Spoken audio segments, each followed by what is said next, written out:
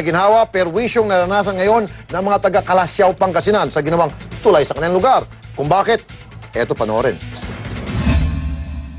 Isang sulat ang natanggap ng Metro Action. Nakasaad dito ang reklamo tungkol sa perwisyong tulay. Humigit kumulang 300 residente ng Kalasyaw, Pangasinan ang nakapirma sa petisyon. Kaya agad namin pinuntahan ang lugar. Pagdating sa lugar, kumpirmadong puro putik nga ang kalsada. At teka, ano nga ito mga nakahambalang? Mga gamit sa konstruksyon na tila basta na lang iniwan. Lalo yung mga bata na dumadaan, nagpuputik pagdating na school, puro putik na. Mabuti na lang hindi pa sila nadudulas. Proyekto raw ito ni Congresswoman Rachel Arenas na tinawag na Villamil Bridge. Okay na sana ito sa mga residente, pero hindi raw ito nakakatulong dahil sa halip na maayos ang kanilang daanan, lumulubog sila sa putikan. Hindi rin daw ligtas sa mga taong dumadaan dahil may tila nakaambang na butas. Kaugnay nito, una na raw na ipangako ng engineer ng construction ang footbridge para sa pansamantalang daan habang ginagawang tulay. Wala akong alam na alternative dito maliban sa dito. Pero pagka iikutin mo pa yon, instead na 200 o 300 meters lang lalakari mo, 5 kilometers ang detour. Kaya yun, kawawa mga tao. Pero ang pangako, tila na pako. Oo, narinig ko na rin na may nakapagsabi sa akin na lalagyan daw ng footbridge. Sabi nila, by June. Ewan ko, June 12 na, independence na, wala pa. Ewan. Ayon sa Republic Act No. 6541 o Building Code of the Philippines, nararapat lang na siguraduhin ang public safety sa kahit anumang proyekto. Ang hiling ng mga residente, aksyon at solusyon. Hiling ko lang sa concern na kung pwede lagyan ng matigas na bagay, hindi na madulas yung mga tao. Pag nagawa ng aksyon, balikan nyo, baka sakaling hindi ginawa. Tinawagan natin, Tol, yung tanggapan ni Congresswoman Arenas dahil sa kanya itong project. Sabi niya, yung DPWH dapat kausapin natin. Ngayon sa kabilang linya, si Engineer Yoli Tangco, si Ma'am Engineer. Kausapin mo na, Tol Ben, si Ma'am Engineer. Ma'am Engineer Yoli Tangco, magandang hapon po, ma'am. Magandang hapon po. Ma'am, aware ho ba kayo dun sa problema ho na idinulog ho sa Metro Action, hinggil ho doon sa tulay na parang hindi ho natatapos? Actually, sir, ongoing po yung ating construction and yung po reklamo ngayon na nasabi nila, papunta ho kami ni Director Reyes dun sa site. Okay. Nagaling ho kami sa San Fernando, sa Union Regional Office namin. And we have already given instruction to the project manager ng contractor. Nakausap na rin ho namin ng district engineer na in charge dun sa section na yan. At dina-actionan na ho nila yan ngayon. Okay. Ma'am, kung yung mga ganitong proyekto, hindi ho ba may karatula nagsasabi yung start of the project and end of the project? Na meron ho bang ganun na parang malalaman kung kailan matatapos? Parang nalilito ho yung mga taong bayan? Ay, so meron naman po tayong signboard doon. Okay.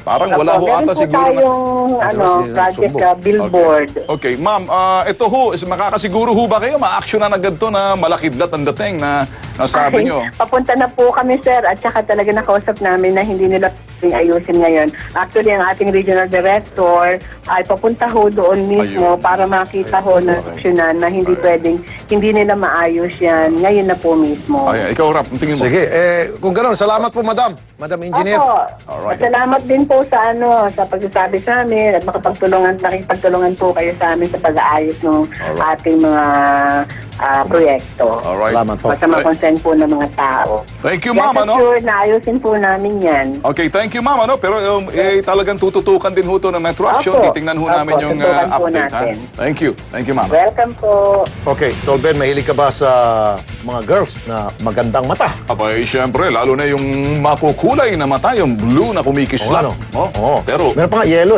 mga contact lens yan. May violet. Oh, yeah. Oo. Oo. Baka mapeke ka. Dahil yung girl nga nakasuot ng contact lens pero peke yung suot ng contact lens. May kasabihan the eyes that captures 1,000 ship. Ano yung sabihin nun? Cleopatra. Cleopatra. Oh, yeah. Paano Okay. Nagkalat kasi ngayon ang mga murang contact lens. Instant. Uy! Magbabago ang kulay ng iyong mata. Naku! At baka itim na lang ang iyong makita. Yan, yung mata mo. Pwede natin lagyan ng contact lens. Hindi. Marami nagsasabi. Tingnan natin, blue. Yeah, blue. Para Okay. blue eyes ka. Sige. Tapos i-blur natin book mo. bakit? Blur in blue eyes.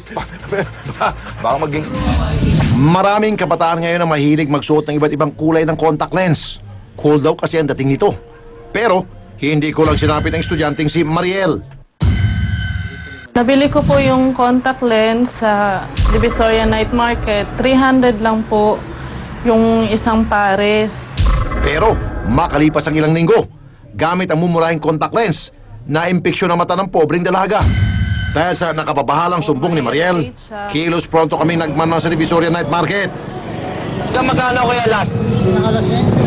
Sige. Magkano? Pinakalas na po yung 300. Te, kan dito, contact lens. May balik.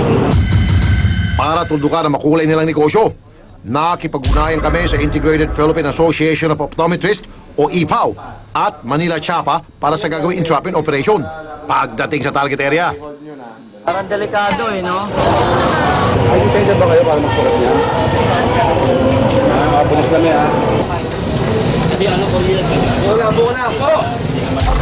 Sermon ang inabot ng may-ari ng tindahan sa presidente ng samahan ng mga optometrists na si Doktora Rosalina Ang.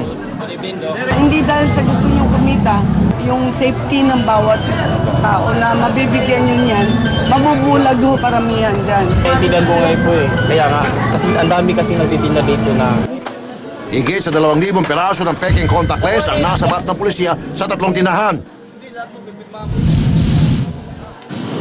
Kakasuhan natin sila ng violation ng RA 8050, Revised Optometry Law of 1995. Pwede silang maparusahan ito ng 1 year to 8 years imprisonment or 10,000 to 40,000 pesos na fine. Nagbabala naman si Doktora sa mga taong tumatangkilik sa mga naglipa ng peking contact lens sa bagketa. Makakasira sa mata ng pasyente. Magiging kausyon ng pagkagasgas ng cornea dahil hindi siya akmado sa mata ng pasyente. Mauwi yun sa pagkabulag. Tulraf, sa Cainta Rizal naman, 2 lalaking sinasabing kawatan ang nakipagbarilan sa mga pulis. Napansin ng mga pulis na nagpapatrolya sa Ortigas Avenue Extension sa Cainta ang nakatambay na riding in tandem. Mali ang pwesto ng plate number ng motor. Hiningan sila ng lisensya, walang may pakitang tandem. Ang alibay nila, ihahatid lang daw ang kas sa sasakyan ng jeep.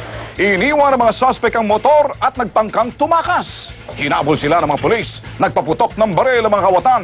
Tinamaan si PO1 Brazil, Mojahirin. Nahuli ang isang suspect na nagtago sa gulayan at doon nagulay ang pagkasting niya matapos mabaril ng pulis.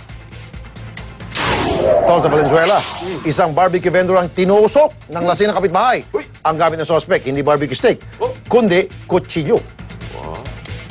Sa tapat ng tindahan ito sa Karuhatan, Valenzuela, natapos ang buhay ni John G. Bingero kagabi. Kasama ang kanyang misis, bumili lang daw siya ng soft drinks. Pero bigla na lang daw itong pinagsasaksak ng kapitbahay na si Eric Mentes. Namatay si Bingero dahil sa 10 saksak niya. Isa ang tumama sa puso. Nahuling suspect na si Mentes na lasing at napagtripan lang daw ang biktima habang humarap sa kasong murder. Magbibilang din siya ng tusok na mga lamok sa kulungan. Mas masakit yun? Magbabalik po ang Metro Action. Diyan naman po kayo.